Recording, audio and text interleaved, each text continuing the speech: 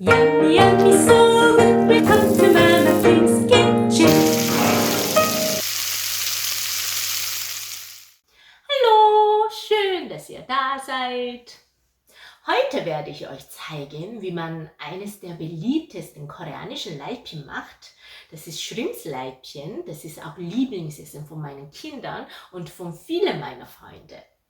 Ohne Leibchen kann man gar nicht über koreanische Küche reden. An allen Festtagen werden unterschiedlichsten Leibchen gemacht und gegessen. Mit der Zeit werde ich auf jeden Fall euch auch verschiedene Sorten zeigen. Die meisten Koreaner machen diese Leibchen mit fertigen Mehlmischungen. Die heißt auf Koreanisch Buchimgaru oder Tigimgaru. Das kann man sogar auch hier im Asialaden kriegen. Diese haben Geschmacksverstärker und Konservierungsmittel. Deswegen verwende ich die Mehlmischungen nicht. Aber mit normalem Mehl kriegt man genauso lecker und sogar gesünder hin. Ich werde euch heute zwei Versionen zeigen. Eine Version mit Dinkelmehl und andere Version glutenfrei. Damit, falls ihr Glutenunverträglichkeit habt, dass ihr trotzdem leckeres koreanisches Shrimpsleibchen genießen könnt. Und ihr werdet sehen, das ist wirklich sehr, sehr leicht zu machen. Trotzdem so gut. Ja, dann legen wir los.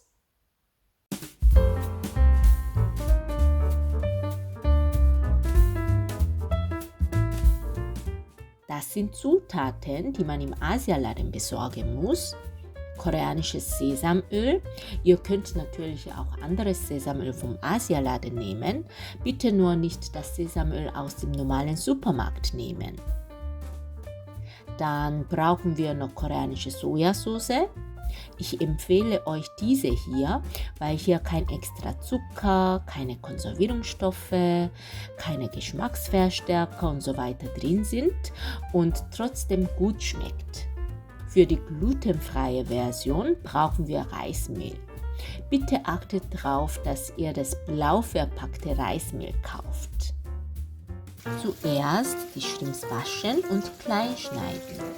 Wenn ihr, wie ich, tiefgefrorene Shrimps gekauft habt, müsst ihr sie vorher auftauen lassen.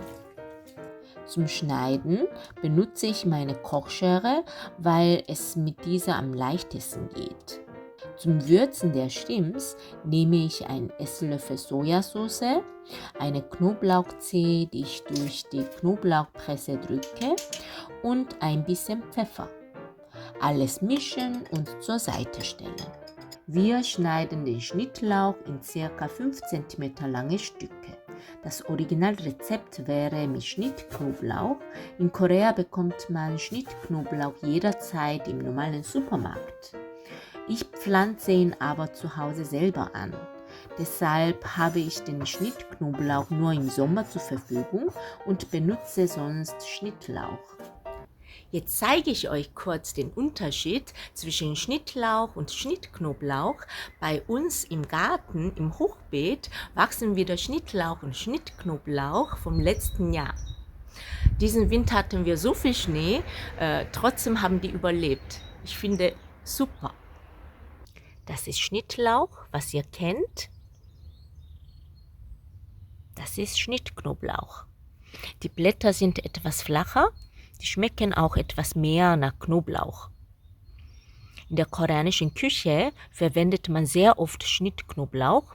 Damit kann man auch Kimchi machen, man kann in die Suppe reintun, man kann Teigtasche machen. Es ist alles so gut. Also wenn ihr Schnittknoblauch habt, dann verwendet ihr lieber Schnittknoblauch. Und schaut's hier mal an. Schön, gell? Die Stiefmütterchen, die sind auch vom letzten Jahr. Die haben auch den Winter überlebt. So schön. Nicht zu viel quatschen. Jetzt gehen wir wieder zu unserem Shrimpsleibchen. Karotten schälen und das obere Ende schräg abschneiden. Die Karotten weiter schräg in dünne Scheiben schneiden und diese Scheiben der Länge nach in dünne Stifte schneiden. Die Zucchini genauso wie die Karotten zuerst in schräge Scheiben und dann in dünne Stifte schneiden. Ungefähr so. Die Zwiebel zuerst halbieren und dann in dünne Scheiben schneiden. Wenn jemand seine Laibchen scharf haben will, kann man noch wie ich eine rote scharfe Chili dazu geben. Dazu müsst ihr die Chili nur in dünne Scheiben schneiden. Für mich schmeckt es mit Chili noch besser und sieht auch schöner aus. Wenn ich das Laibchen für Kinder mache, lasse ich die Chili natürlich weg. Jetzt mischen wir das geschnittene Gemüse, marinierte Shrimps, Dinkelmehl und Kartoffelstärke. Für die glutenfreie Version verwendet ihr Kartoffelstärke, Reismehl und Buchweizenmehl.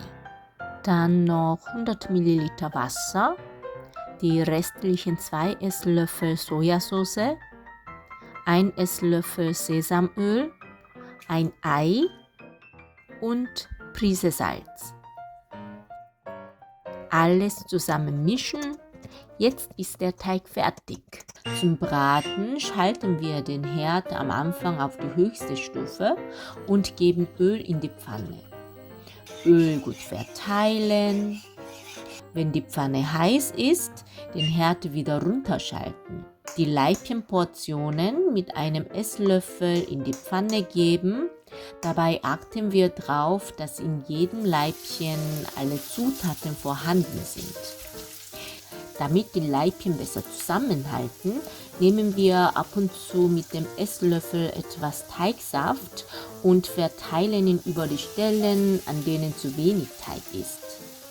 Ich gebe gerne die Chili-Stücke nach oben, weil das schöner aussieht. Man kann die Chili-Stücke auch erst jetzt beim Braten drauf geben, ohne sie vorher in den Teig gemischt zu haben. Dann wird der Teig an sich nicht so scharf. Wenn wir sehen, dass der Rand der Laibchen bräunlich wird, ist es an der Zeit, die Laibchen zu wenden. Bei mir dauert es ca. 2 Minuten. Zwischendurch gebe ich wieder frisches Öl hinein in die Pfanne. Sobald das Laibchen auf beide Seiten goldbraun ist, ist es fertig. Es schaut schon sehr lecker aus, oder? Beim Braten habe ich so einen Hunger bekommen. Ich habe mir schnell Kimchi geschnitten. Kimchi mit Shrimpsleibchen schmeckt einfach so gut. Im Kühlschrank hatte ich noch koreanisches Dressing, das man zum Eintunken für die Laibchen verwenden kann. Man kann die Laibchen natürlich auch ohne Dressing essen, mir schmeckt es aber mit Dressing noch besser. Ich werde euch in meiner nächsten Folge noch zeigen, wie man dieses Dressing macht. Nach dem Essen habe ich noch die glutenfreien Laibchen fertig gebraten. Glutenfreie Version werde ich jetzt auch probieren. Ja.